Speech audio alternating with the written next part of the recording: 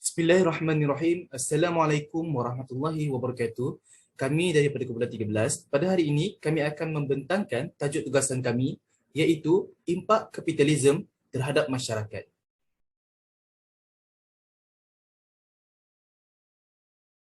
Sebelum kami meneruskan pembentangan kami dengan lebih mendalam lagi, saya akan menjelaskan dua elemen ataupun perkara yang penting dalam pembentangan kami, iaitu yang pertama, impak, dan yang kedua, kapitalisme. Baiklah.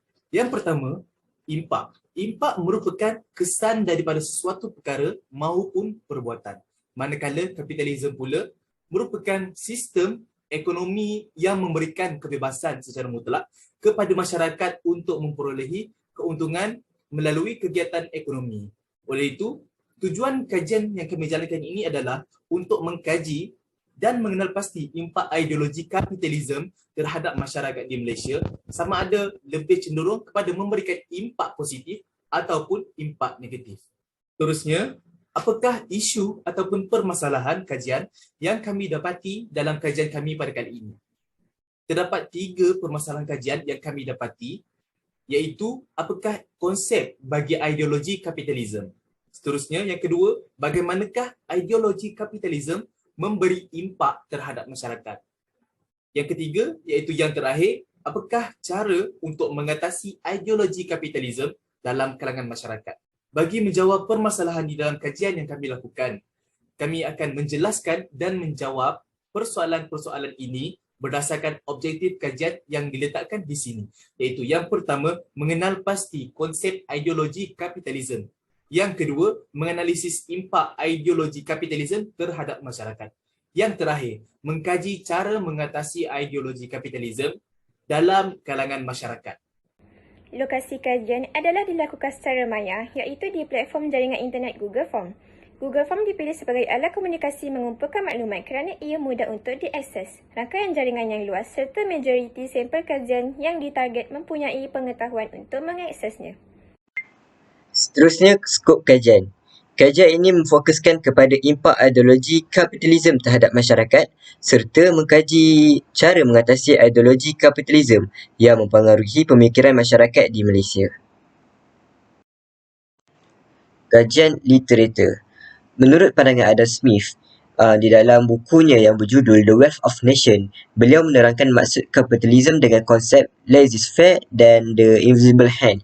Konsep ini menjadi dasar dan teori sistem kapitalis yang berkenaan nilai barang dan perkhidmatan pekerja. Berdasarkan pandangan ini, beliau merumuskan konsep kapitalis dengan konsep yang bermaksud masyarakat mempunyai hak mereka yang tersendiri untuk menjalankan perniagaan mereka tanpa campur tangan kerajaan. Oleh itu, mereka berhak untuk mengaut semua keuntungan daripada perniagaan tersebut. Tambahan pula, Adam Smith juga menyatakan bahawa dengan sistem kapitalisme ianya dapat memberi impak yang positif terhadap masyarakat kerana ianya memberi kesejahteraan kepada masyarakat kerana pengeluaran barang dan harga ditentukan oleh peniaga tersebut bukannya oleh kerajaan. Oleh itu, mereka bebas untuk mengeluarkan dan pembeli dapat membeli semua barang yang dikehendaki oleh mereka. Manakala menurut pandangan Karl Marx pula, beliau menyatakan bahawa sistem kapitalis ini dikategorikan sebagai sistem yang mempunyai pelbagai krisis yang mana ianya menjadi faktor kepada kerugian kerana penghasilan produk yang terlampau banyak, lebih banyak daripada apa yang manusia perlukan. Oleh itu, kesemua peniaga ataupun pemilik syarikat perlu menanggung risiko kerugian yang besar. Bab ini membincangkan tentang reka bentuk kajian, responden kajian serta kaedah penganalisian data. Selain itu, bab ini juga menjelaskan secara terperinci tentang proses pelaksanaan kajian, iaitu bermula dari peringkat awal kajian sehingga peringkat terakhir pelaksanaan kajian, iaitu penganalisian data. Reka bentuk kajian ini untuk menjayakan kajian ini menggunakan pendekatan kuantitatif yang dinilai dengan kaedah soal selidik. Kaedah ini digunakan untuk mengetahui variasi sudut pandangan masyarakat terhadap tajuk yang dibincangkan sekaligus memenuhi intipati objektif. Responden kajian adalah terdiri daripada mereka yang berumur dari 17 hingga 36 tahun yang berkomunikasi dalam jaringan internet iaitu Google Form selama 4 hari. Purata masa yang diperlukan responden untuk melengkapkan borang soal selidik adalah sekitar 4 hingga 5 minit mengikut pemerhatian dan pengetahuan mereka terhadap tajuk yang dikaji. Seterusnya adalah kaedah soal selidik. Metod soal selidik sering digunakan apabila sampel kajian yang ditarget adalah terdiri dari kelompok majoriti dan ramai. Soal selidik merupakan tunjang kepada pelaksanaan kajian yang dinilai dari segi kuantitatif dan menghubungkan antara pengkaji dan responden. Dua bahagian borang soal selidik dalam bentuk Google Form diedarkan dan mengandungi beberapa soalan mengenai latar belakang responden, pengetahuan dan kefahaman responden terhadap tajuk yang dikaji dan beberapa soalan yang menguji minda responden dan disertakan jawapan. Sebagai langkah pertama dalam merealisasikan keberkesanan kajian ini, soal selidik atas talian melalui medium Google Form telah diputuskan. Penyelidik memutuskan untuk mengambil 39 orang responden yang terdiri daripada pelbagai latar belakang. Respon yang diterima daripada mereka adalah sangat signifikan bagi mengenal pasti pandangan dan kefahaman mereka tentang isu pemikiran kapitalisme dalam kalangan masyarakat di Malaysia. Isu pemikiran kapitalisme dalam kalangan masyarakat di Malaysia yang semakin menjadi duri dalam daging dari segi pelbagai pengaruh dalam kehidupan seharian. Berdasarkan maklum balas yang diterima, seramai 74.4% yang mewakili 29 orang tidak menyokong kapitalisme dalam kalangan masyarakat di Malaysia, manakala 25.6% yang mewakili 10 orang daripada jumlah responden menyokong gerakan ini. Seterusnya, mengenal pasti konsep ideologi kapitalisme. Kapitalisme merupakan satu sistem ekonomi dan sosial yang cenderung ke arah pengumpulan kekayaan oleh individu tanpa sebarang gangguan kerajaan dan berpaksikan keuntungan semata-mata. Sistem ekonomi kapitalisme dijalankan dan dilaksanakan oleh kuasa pasaran dalam menentukan produksi, kos, penetapan harga barang dan servis, pelaburan dan sumber pendapatan. Melalui kajian dan perbincangan, ideologi kapitalisme ini mewujudkan jurang perbezaan yang ketara antara yang miskin dan yang kaya. Terdapat 4 impak kapitalisme yang berlaku dalam kalangan masyarakat di Malaysia. Antara impak yang pertama ialah munculnya masyarakat yang banyak berhutang. Berdasarkan kajian, pendapatan yang diperolehi oleh rakyat yang bekerja masih lagi tidak mencukupi untuk mereka menampung keperluan hidup mereka. Hal ini telah menyebabkan mereka terpaksa melakukan 2 pekerjaan dalam sehari dan bekerja selama 12 jam untuk menampung perbelanjaan dalam kehidupan mereka. Oleh sebab itu, sistem kapitalisme yang diamalkan oleh kerajaan telah menyebabkan ramai rakyat yang terpaksa menanggung hutang isi rumah yang tinggi.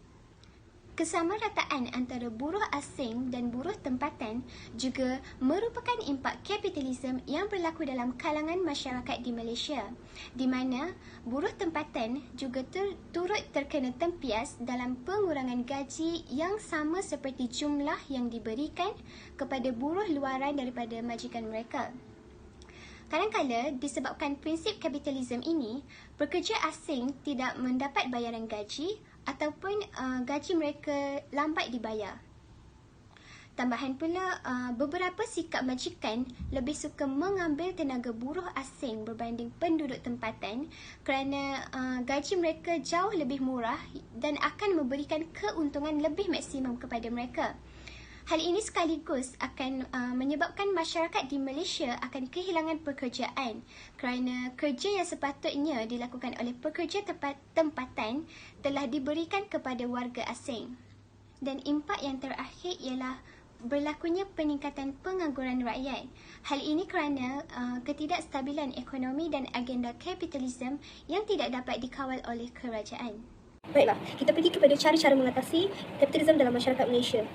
Pada dasarnya, ekonomi kerajaan hanyalah berpaksikan kepada kepentingan golongan elit yang minoriti di Malaysia. Jadi, secara tidak langsung kapitalisme di Malaysia menimbulkan beberapa masalah buat rakyat Malaysia. Alternatif ini seharusnya dilakukan melalui kepimpinan rakyat yang disusun secara demokratik. Struktur demokratik dalam kepimpinan rakyat akan menarik lebih ramai lagi dalam menyatukan semua kepimpinan daripada komuniti, universiti ataupun tempat kerja. Jadi, tanpa perjuangan mereka dalam kepimpinan ini, nasib rakyat biasa hanyalah bergantung kepada mereka. Jika tidak, institusi kerajaan dan ahli-ahli politik arus perdana akan meneruskan lagi agenda mereka dalam mengembangkan kapitalis dalam kalangan masyarakat. Baiklah, langkah yang kedua adalah sistem kapitalisme digantikan dengan sistem sosialisme. Sistem sosialisme adalah sistem yang adil, yang mana dia bersifatkan keadilan dari segi status ekonomi dalam masyarakat, bersifatkan kebebasan bagi setiap individu. Jadi ada sifat hormat antara pekerja. Jadi sistem sosialisme dia menetapkan setiap individu mendapatkan nafkah hidup yang memberikan kesejahteraan kepada rakyat Malaysia. Oleh itu, pekerja mestilah bersatu dalam menuntut keadilan daripada kerajaan. Pekerja seharusnya bersuara dan mendesak kerajaan supaya menghormati keperluan asas pekerja. Walau bagaimanapun, kemarahan terhadap sistem kapitalisme sudah pun wujud dalam kalangan masyarakat. Tetapi, pertubuhan rakyat seperti Kepimpinan Kongres Kesatuan Sekerja Malaysia mendiamkan diri sewaktu krisis yang sedang menggugat kehidupan rakyat biasa. Langkah ketiga adalah kerjasama antara etnik yang berbeza. Ianya dikhususkan buat peniaga kecil seperti berbangsa India, Cina, Melayu tidak seharusnya menetapkan pembelinya hanya dari bangsa mereka. Yang kedua, peniaga-peniaga kecil perlulah menghentikan pinjaman wang ataupun modal dan membuat loan daripada kapitalis. Kerana ia mudah terjerat dengan debt trap yang boleh membuatkan peniaga kecil mengalami kerugian. Hasilnya, para peniaga kecil perlu membayar lebih daripada pinjaman yang sebenarnya disebabkan tempoh peniaga kecil untuk membayarnya semula mengambil masa yang lama. Jadi kesimpulannya, langkah-langkah ini perlu diatasi.